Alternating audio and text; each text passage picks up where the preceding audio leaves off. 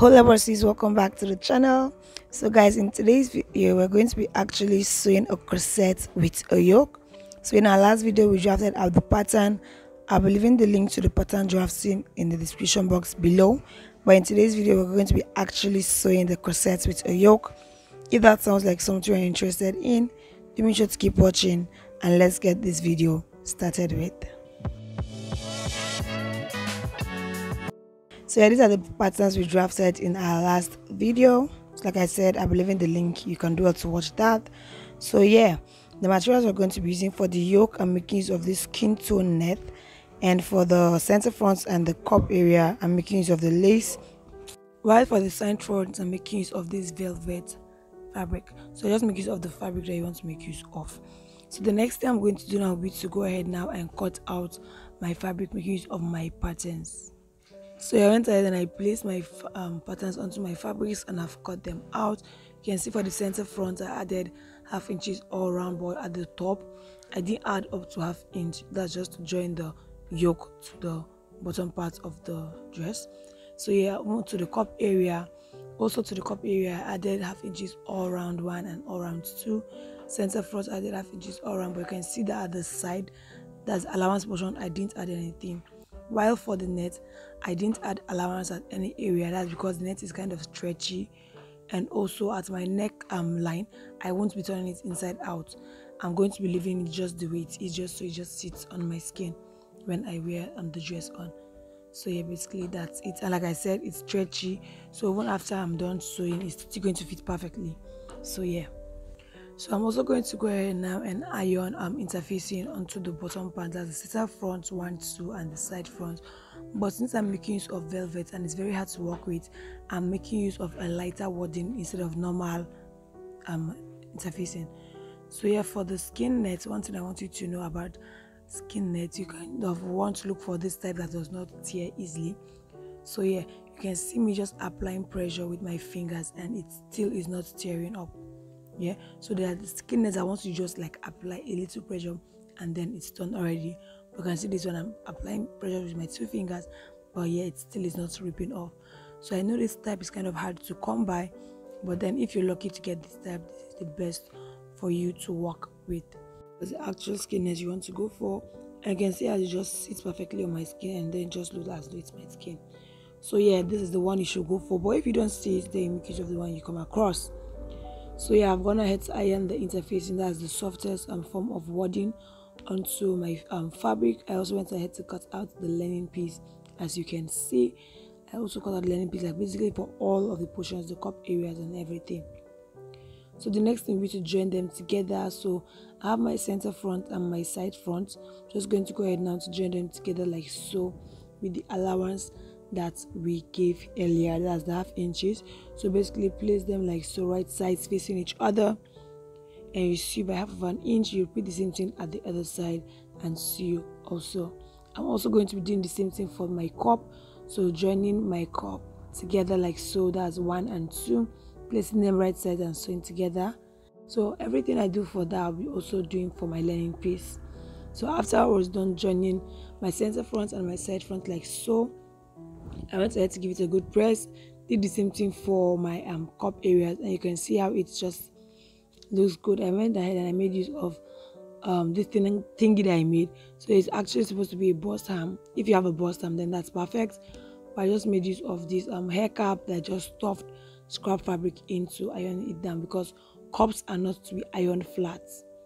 So yeah, just going to go ahead now to also attach my cup, the actual cup.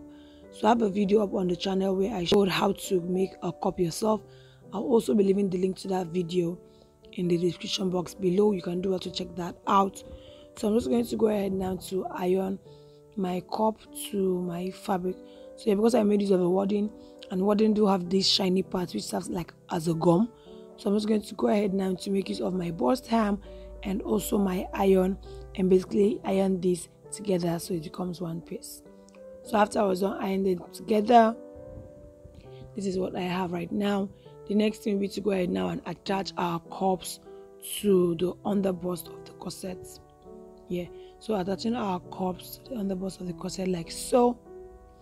So yeah, to attach this easily, so you basically ensure that the seam of the cup and the seam of the underbust aligns together like so, and then just go ahead and just sew all around like so. So after I was done sewing the cups, this is what I have. You have attached both cups, and this is what it's looking like so far. The next thing will be to work on the lining. So like I said before, I went ahead and I did the same thing I did on the main fabric on the lining piece, but I will be attaching the boning to the lining piece because I don't want my main fabric to show any kind of boning casings. So yeah, that's just what I want. So you can attach yours to the actual fabric. So I'm just going to attach that to the middle, giving like half inches at the top, half inches at the bottom, the same thing to that portion. Basically attaching the boning however, how many bonings you want, how many boning channels you want. It's free to you to decide how many boning channels you want, and then just attach as many boning as you want. But this is what I'm doing for mine. After I'm done attaching the boning, I'll then go ahead to attach the cups in the same way that I did that of the main fabric. So basically placing your cup like so, right sides, and just sewing all around basically. So while I'm sewing that, I'm just going to go ahead now to show you guys how to attach the net to the underbust, to the corset. So you have my mesh right here. Like I said, I won't be turning mine inside out, so I have only single piece right here.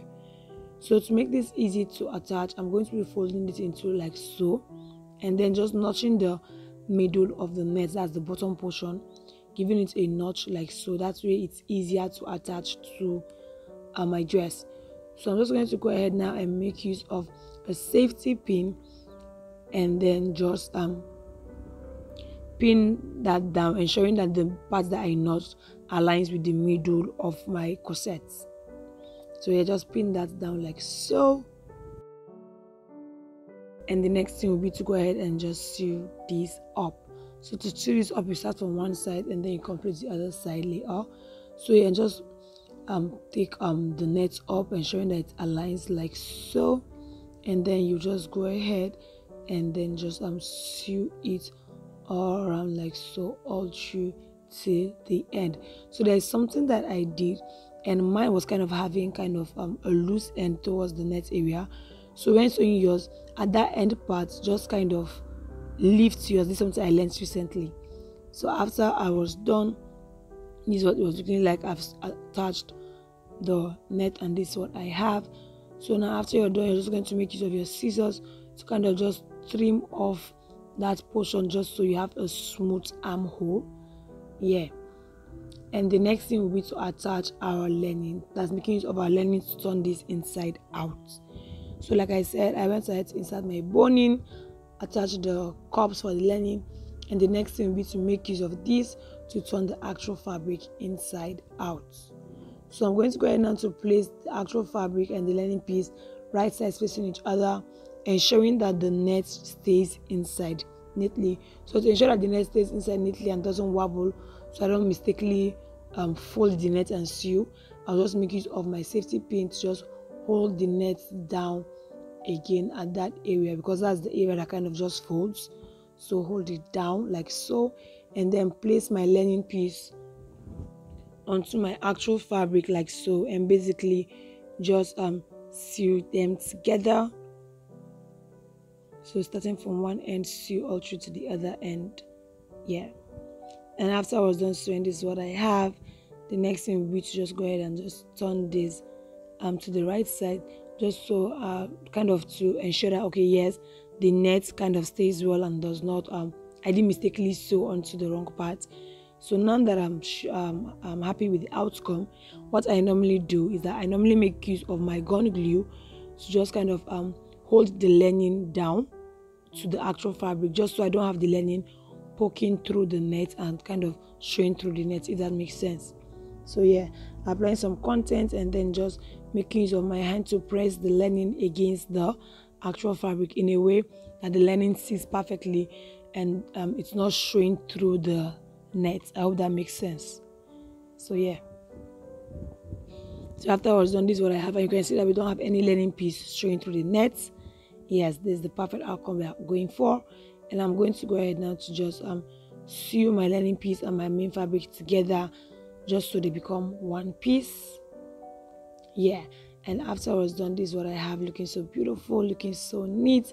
So that's basically how to cut and sew a corset with a yoke. So yeah, I didn't make video for the back part of the dress, but I have a video up on the channel where I showed how to cut and sew the back part of a corset with a keyhole neckline. I'll be leaving the link to that video in the description box below. If you're interested, you can check that out.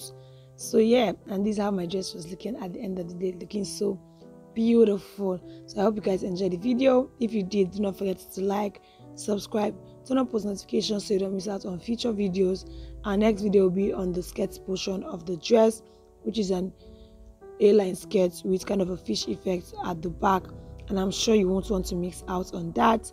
So yeah, do make sure you're subscribed and your notification bells are turned on so you'll be the first to get notified when the video comes up. So thank you guys for watching once again. Bye bye, and see you in my next video.